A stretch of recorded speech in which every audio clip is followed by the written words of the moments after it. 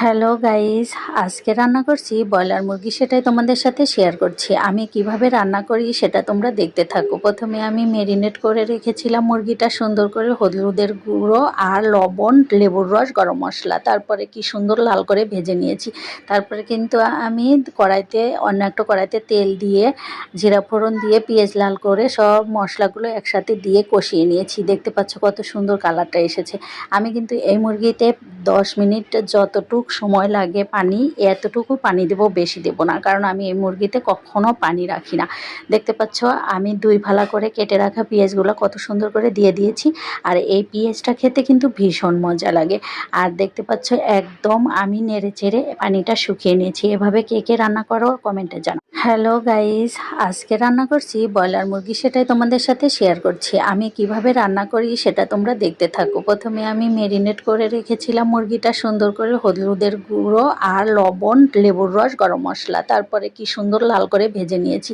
তারপরে কিন্তু আমি অন্য একটা কড়াইতে তেল দিয়ে, জিরা ফোড়ন দিয়ে, পেঁয়াজ লাল করে সব মশলাগুলো একসাথে দিয়ে কষিয়ে নিয়েছি। দেখতে পাচ্ছ কত সুন্দর কালারটা এসেছে।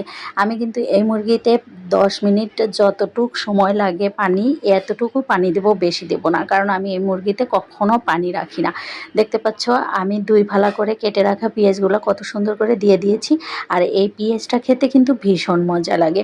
আর দেখতে পাচ্ছ একদম আমি নেড়ে চেড়ে পানিটা শুকিয়ে নিয়েছি। এভাবে কে কে রান্না করো কমেন্টে জানাও। হ্যালো গাইস, আজকে রান্না করছি ব্রয়লার মুরগি, সেটাই তোমাদের সাথে শেয়ার করছি। আমি কিভাবে রান্না করি সেটা তোমরা দেখতে থাকো। প্রথমে আমি মেরিনেট করে রেখেছিলাম মুরগিটা সুন্দর করে, হলুদের গুঁড়ো আর লবণ, লেবুর রস, গরম মশলা, তারপরে কি সুন্দর লাল করে ভেজে নিয়েছি। তারপরে কিন্তু আমি অন্য একটা কড়াইতে তেল দিয়ে, জিরা ফোড়ন দিয়ে, পেঁয়াজ লাল করে সব মশলাগুলো একসাথে দিয়ে কষিয়ে নিয়েছি। দেখতে পাচ্ছ কত সুন্দর কালারটা এসেছে। আমি কিন্তু এই মুরগিতে 10 মিনিট যতটুক সময় লাগে পানি, এতটুকু পানি দেব, বেশি দেব না, কারণ আমি এই মুরগিতে কখনো পানি রাখি না। দেখতে পাচ্ছ আমি 2 ফালা করে কেটে রাখা পেঁয়াজগুলো কত সুন্দর করে দিয়ে দিয়েছি। আর এই পেঁয়াজটা খেতে কিন্তু ভীষণ মজা লাগে। আর দেখতে পাচ্ছ একদম আমি নেড়ে চেড়ে পানিটা শুকিয়ে নিয়েছি। এভাবে কে কে রান্না করো কমেন্টে জানাও।